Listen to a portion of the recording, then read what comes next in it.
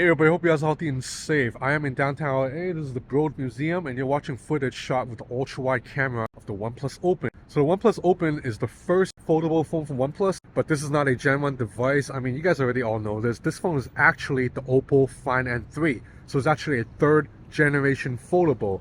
And as someone who used the first two Oppo Find N, I can say that this third generation is a sizable improvement, and this hardware, it's very polished. Now let me just get it out of the way. In terms of hardware, I like the OnePlus Open / Oppo Find N3 better than the Google Pixel Fold and the Samsung Galaxy Z Fold 5. I like it in areas that are subjective, like the aspect ratio of the outside screen, and areas that are completely objective, like you cannot argue it. The fact that the main display of the OnePlus Open is just way better than the main display of the Google Pixel Fold, and a little bit better than the main display of the Samsung Galaxy Z Fold 5. If you look at it side by side, it is not even close. The OnePlus Open screen, the crease is a lot harder to see. It is nowhere as reflective as the Google Pixel Fold screen or the Samsung Galaxy Z Fold 5 screen. Also, the camera sensors of the OnePlus Open, they're all newer and larger than what Samsung and Google are using. In fact, this is the ultra-wide camera. That's why it's a little bit softer now. Let me switch to the main camera.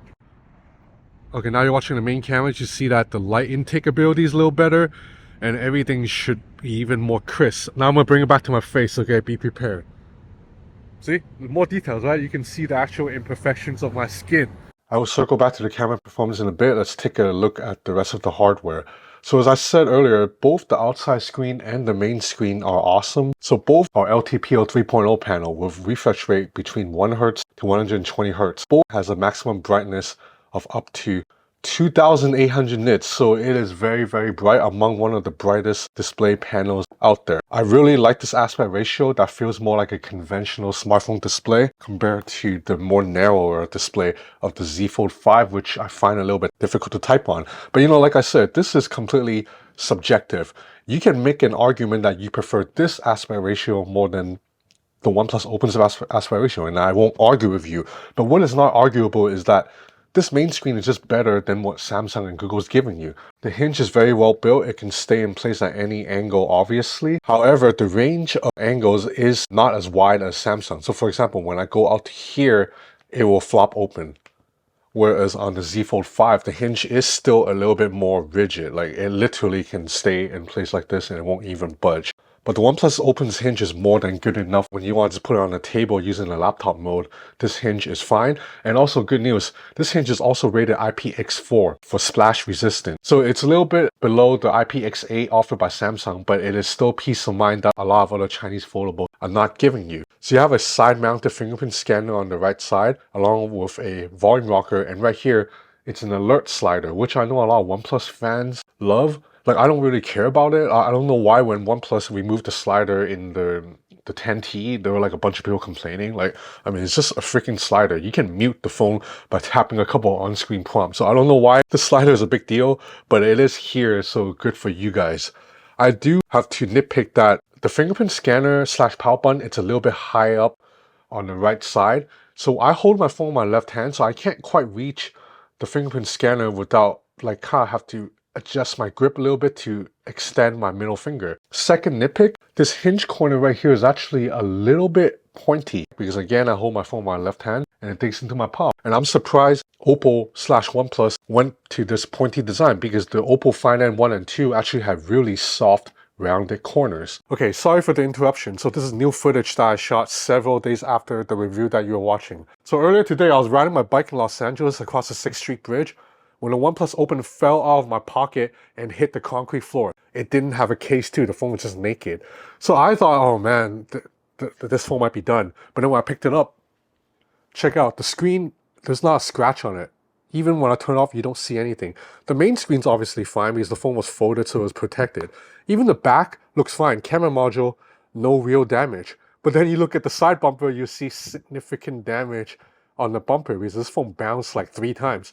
If you actually look at right here, there's a major dent right here at the bumper at the edge, almost like right where the screen begins. So I'm pretty sure the screen hit the floor at some point, but this display is strong enough to survive that drop. Even though I am taking a major L here because I really like this phone and now the sides are damaged, This is actually a win for Oppo, OnePlus, and maybe fans of foldable phones in general, because for years, naysayers of foldable phones have been saying how fragile those phones are. And I've always pushed back on that. I've been using foldable phones every day for the past 4 years, and I've not broken one yet. So I've always thought foldable phones were more durable than people gave them credit for, and now I have evidence that this phone was able to survive a pretty hard drop from a moving bicycle. Anyway, back to the review. This phone measures 5.9 millimeters in thickness when open and 11.4 millimeters when closed. So these dimensions are very competitive against the Google Pixel Fold and also the Z Fold 5.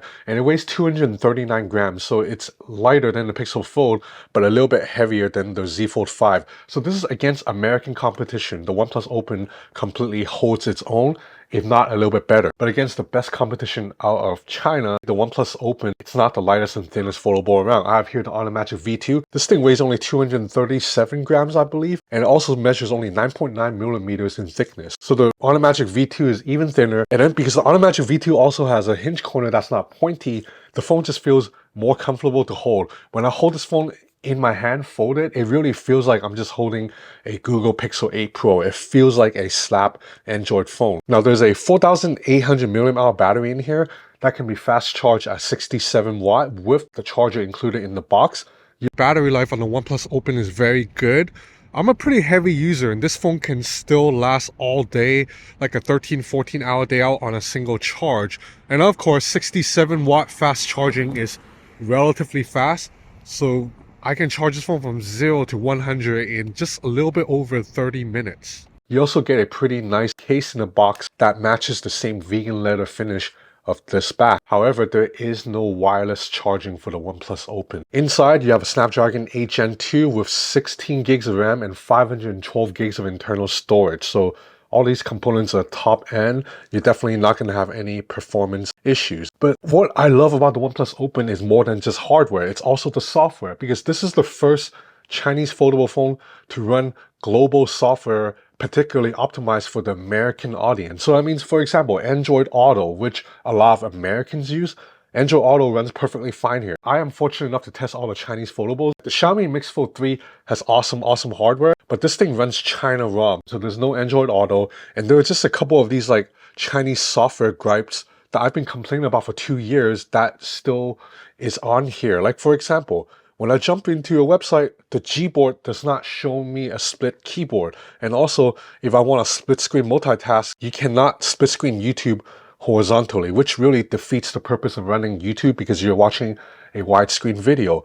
So, you know, it's really annoying to me that Chinese foldables have these software flaws. The OnePlus Open fixes that. So you do have split keyboard and Gboard. You can also customize how far you want the keyboard to split. And when you run YouTube, you can run it in either vertical split or horizontal split. And then also, I love Oxygen OS / Color OS's gesture, like this swipe down with 2 fingers to initiate split screen multitasking, or the fact that you now have this taskbar that you can bring up from the bottom from any screen. And your taskbar will not only show you, you know, your most used apps and your most recent apps. There's also 2 icons right here that I love. The first, it's like an app tray. You tap here, you can open any app. The second is this recent file folder, which I absolutely love. So anytime you tap into it, you can access all the files in your phone, whether it's images or documents. And from here, you can actually drag and drop files into another app. And it's not just OnePlus app. This drag and drop also works for a lot of Google apps like Gmail, Google Drive, Google Keep, and even WeChat. Other than the Galaxy Z Fold 5, there's no other foldable phone software right now that lets you take advantage of your larger canvas like this.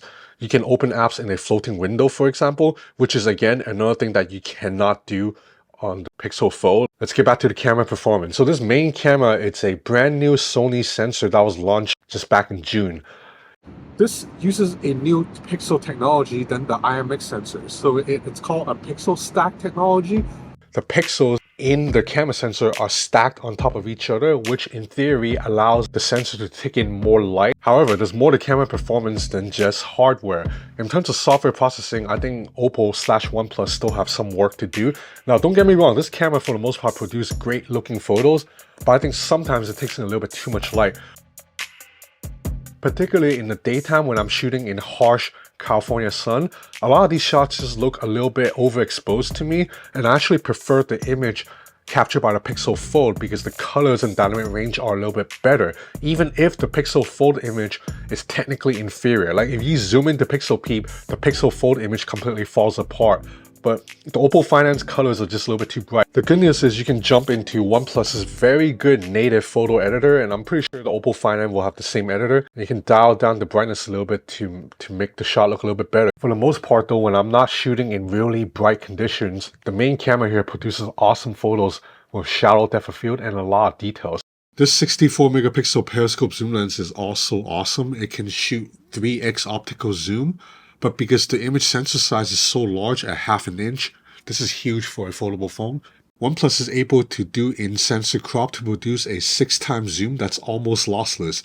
Check out this shot right here. I snapped this in New York, 6x zoom, and it looked like I planned this framing, right? Like I carefully lined up the shot. No, I didn't. I took the shot completely on a whim. Because the sensor is relatively large, you don't need night mode, so the shutter speed is very responsive for a zoom lens. The ultra-wide camera is also 48 megapixel with a ½ inch sensor, and it also pulls in a lot of light for an ultra-wide camera. So this is a camera system that even when you're shooting photos at night, you won't really need night mode. Definitely not as easily as the Google Pixel Fold.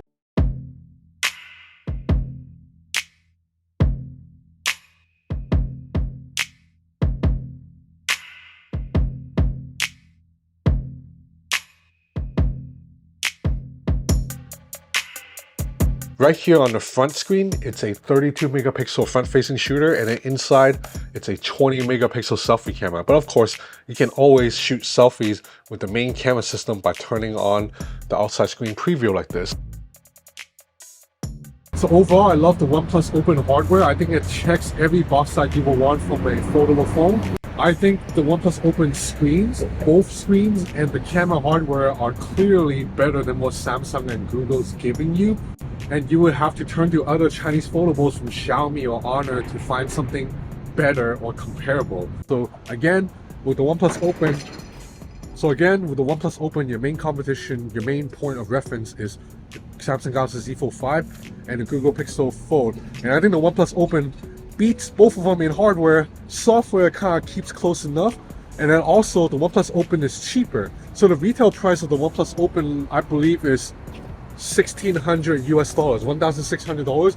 But OnePlus for now also has a very generous trade-in deal. Basically, they will allow you to trade in any phone at any condition and get at least $200 off. So think about it. That means you can trade in a completely shattered OnePlus 5 or a completely broken, like bent in half iPhone 6 and get $200 off. That will knock the price to $1,400. So ultimately, I'm just glad that this phone exists, and I am very happy that OnePlus, Oppo decided to launch this phone in the US, because it is getting a little bit frustrating having all these awesome foldables from Honor, from Xiaomi, from Vivo, but then they keep those phones to China only. Like, you know, it's annoying because I want to talk about how awesome they are, but then 99% of my readers do not live in China, so they can't buy the phone. So I'm glad Oppo and OnePlus is stepping up and putting this phone out in the US. And you know, I as much as I hate to admit it, because you guys, if you follow me, you should know that I'm not one of those Americans who think, oh, America's the best and all that. You know, I don't believe in that. But the US market is a very important market. So if your phone wants attention, it does need to sell in the US market. So that's about it for this review of the OnePlus Open. I hope you enjoyed this video. If you did, please consider subscribing to my channel. It will help me a lot. So that's it for now. Thanks for watching.